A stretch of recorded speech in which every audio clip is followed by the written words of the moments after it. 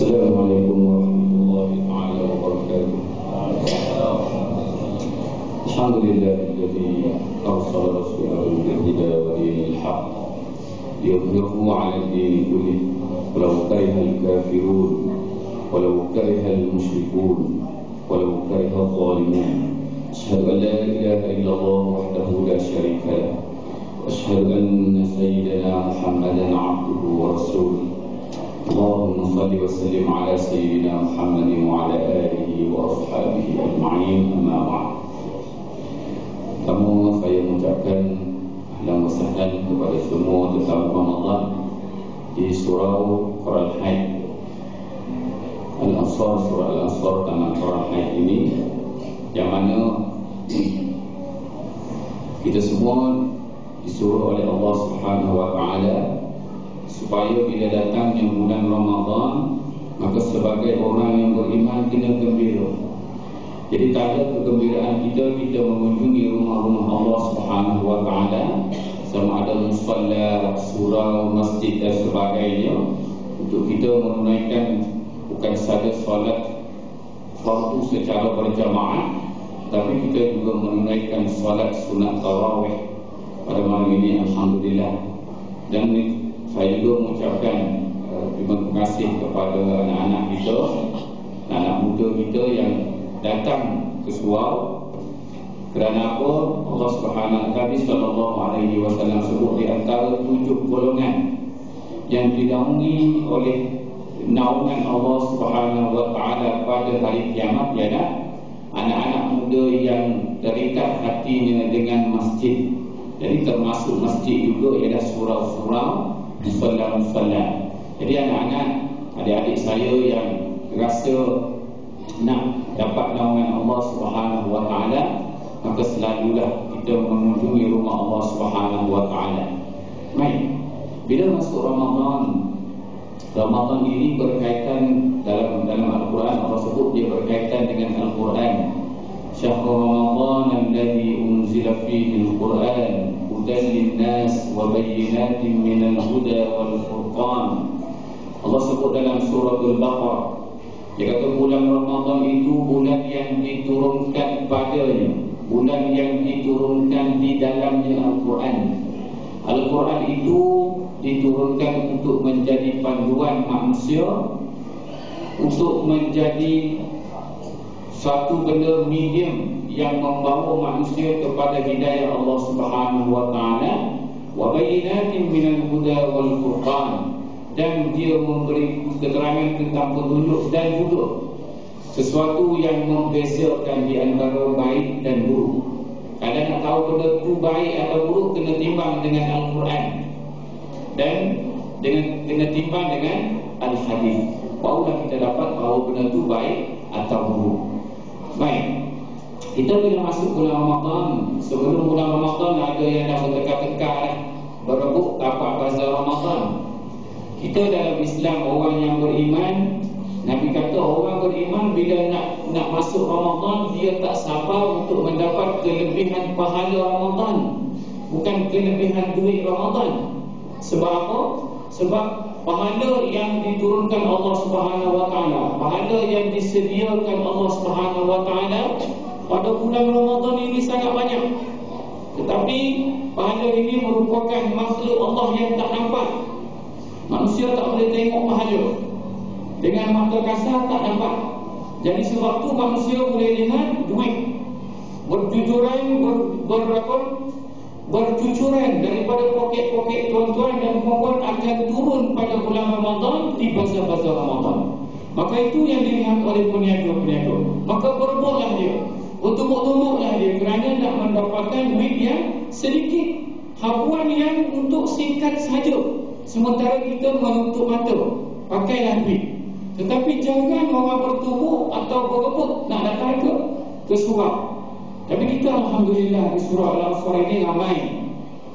Cuma saya pesan kepada saya dan tuan-tuan dan puan-puan, pastikan keramaian ini dikekalkan sehingga akhir Ramadan. Jangan kita di awal Ramadan penuh, bila masuk ke tengah Ramadan dia dah makin kurang, masuk akhir Ramadan makin kurang. Soft kita ni dah tak sampai keluar dah. Itu terbalik dengan apa yang berlaku di zaman Nabi.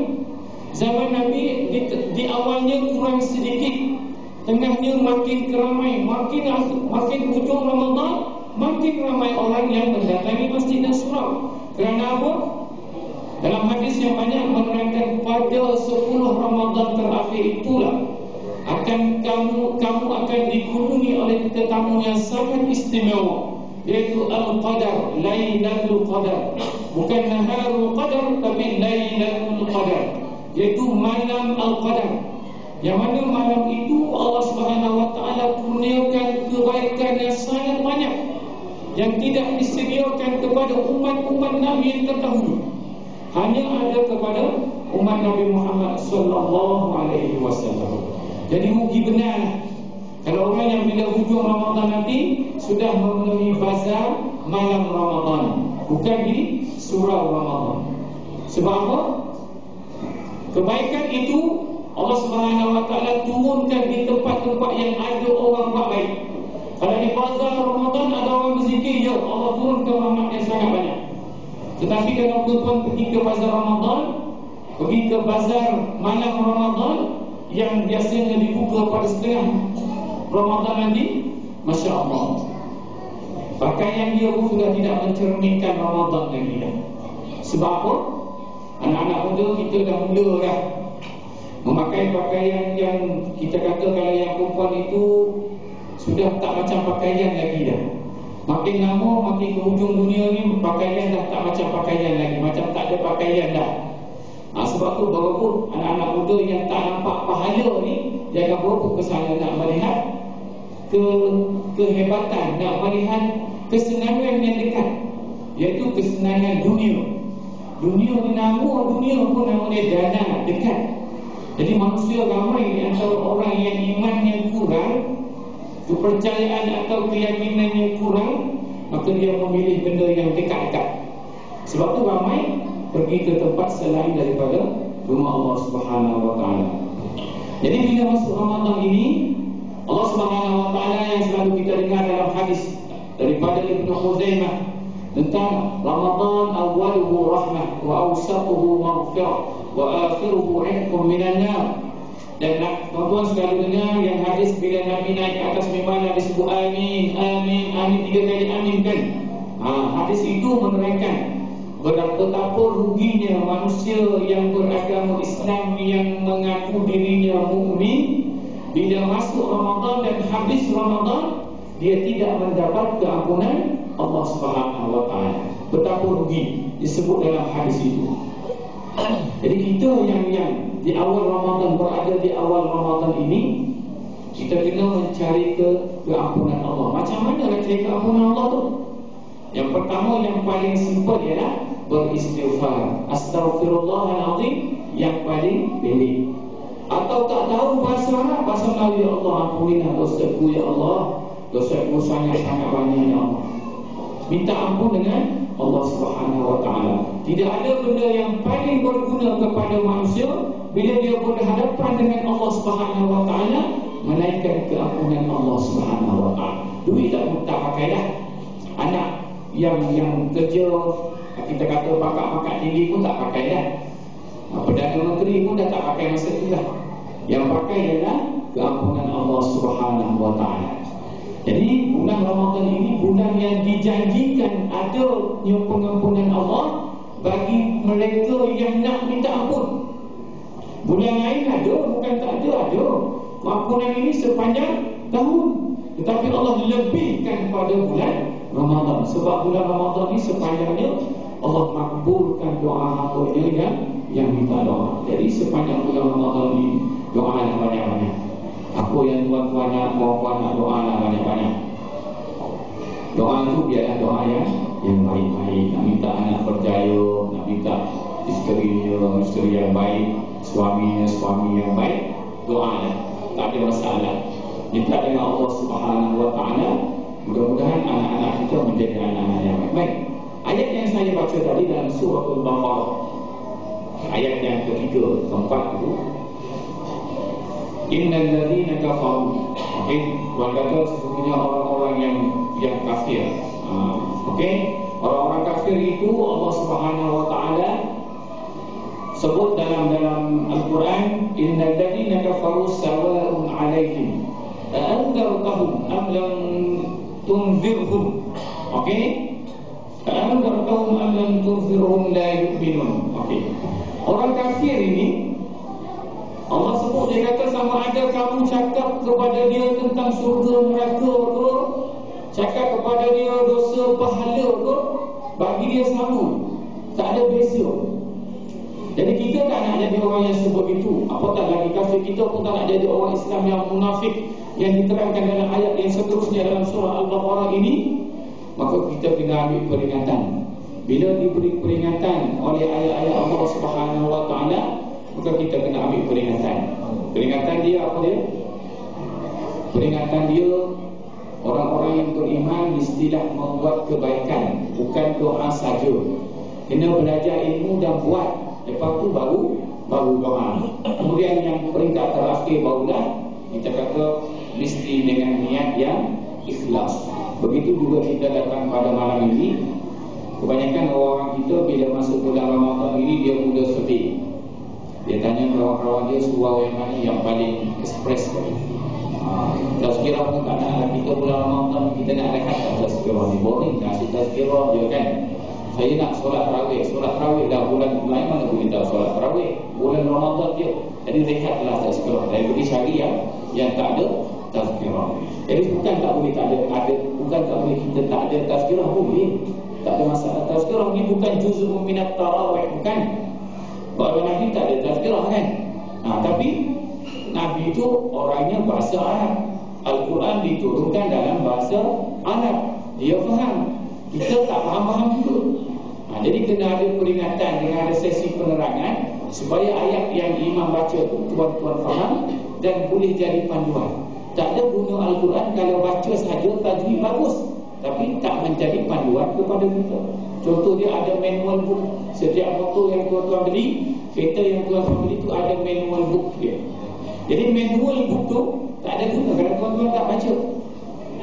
Jadi kita manual book kita iaitu Al-Quran kena baca dan kena faham, sebab tu kena amalkan. Itu yang penting. Buahnya akan nampak bila kita amalkan ajaran Al-Quran.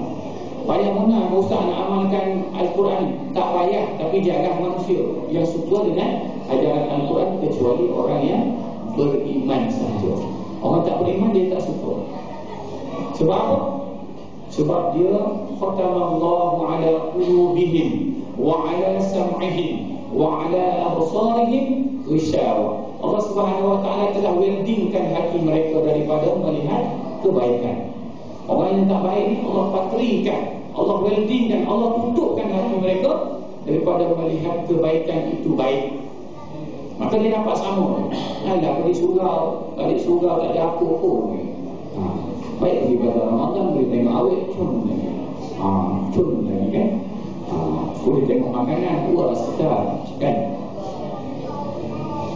Jadi di malam-malam saya menyeru tuan-tuan dan saya sekali, kita yang saya lah iman yang tak kuat ini, kita kalau boleh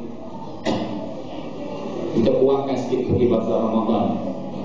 Kalau boleh kita kurangkan sikit pergi bazar Ramadan. Sebab di bazar Ramadan bukan ada kuih saja, macam-macam kuih lagi ada kan. Yang terbaru cerita tuan-tuan dengar tu sebelum Ramadan itu lagi cerita Farah N kan. Ada gimnastik negara yang ditegur tentang pakaian ni. Yang nampak camel tu. Okey, tuan-tuan faham kan camel tu. Dia panggil dalam tu lurah kan. Jadi di bazar Ramadan pun bukan kata tak ada tu. Kawan Farah N pun ramai juga di bazar Ramadan. Jadi supaya pahala puasa kita tidak hilang seiring dengan kita tak nak, bukan saja kita nak puasa kita sah, tetapi kita nak juga pahala kita sah di sisi Allah Subhanahu wa taala. Jadi antara kelemahan lelaki, sebab saya lelaki, bahagian mata tu sangat-sangat lemah. Jadi kalau boleh kita hindarkan pergi bazar Ramadan. Kalau boleh lagu-lagu dalam kereta tu kita diam balik kepada lagu-lagu yang boleh memberi pengajaran kepada kita. Metallica, apa lagi, Iron Maiden kan, apa lagi tu, buat Mali ke sempat. Lepas tu lepas nanti bakar terus. Sekarang simpan, sebab beli mahal dulu kan. Jadi yang beli itu yang baik-baik masuk ke nabung. Mudah-mudahan Ramadan yang tarbiyah kita bermula semalam tu, puasa mula hari ni kan, akan kita bawa kita selepas Ramadan nanti. Itulah namanya tarbiyah Ramadan. Kalau lepas Ramadan sama, tak ada apa yang tinggal kepada kita. Itulah nama dia yang Nabi sebut amin. Amin tadi bila masa Nabi naik ke mimbar, iaitu bila orang yang keluar daripada Ramadan tapi tidak mendapat keampunan Allah Subhanahu wa taala. Jadi dia sama dia. Tidak terkesan sikit pun yang dalam hatinya kepada akhlaknya Ramadan itu. Bila masuk Ramadan, dia suka bangun malam. Sebab aku nak makan. Kalau tak makan, besok lapar. Tetapi bila habis Ramadan, dia tak bangun malam lagi. Jadi biarlah. Kalau Ramadan ini bangunnya panjang, lepas Ramadan ini bangunnya sikit pun tak apa. Jadi jangan tinggal terus Ramadan kita nanti. Kalau dipanjangkan umur oleh Allah Subhanahu wa taala. Jadi sekadar itu saya rasa untuk peringatan kepada saya, tuan-tuan, ayah-ayah saya, ibu-ibu saya, adik-adik saya di belakang sana itu. Sebenarnya adik-adik itu sudah berzikir kan. Kita jangan marah kat dia. Zikir dia panjang.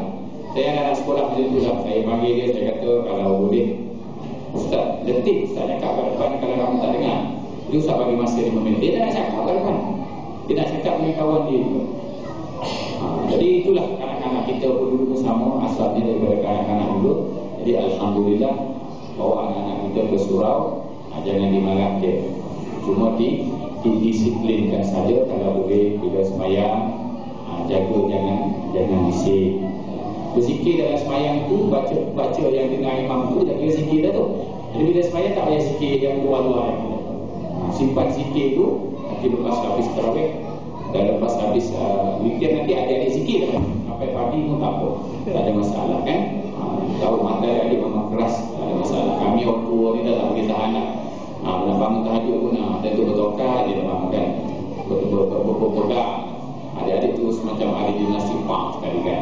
Okey, sekadar tu untuk malam ini. Mohon maaf, saya selalu mengatakan serak-serak macam tu lah. Jadi Alhamdulillah boleh dapat bersama tuan-tuan. Dan terima kasih kepada ahli visual untuk saya. Saya suka sebenarnya boleh cakap untuk bertemu dengan tuan-tuan itu dah saya boleh buat untuk saya dan tuan-tuan, untuk saya berjumpa dengan Allah Subhanahu wa taala. Mudah-mudahan Allah ambil apa yang saya cakap ini sebagai jalan untuk Allah beri keampunan kepada saya dan tuan-tuan dan puan-puan untuk Ramadan ini, supaya kita tidak termasuk dalam golongan yang Nabi sebut amin tadi. Okey, aku qouli hadza wa astaghfirullah li wa lakum. Assalamualaikum warahmatullahi wabarakatuh.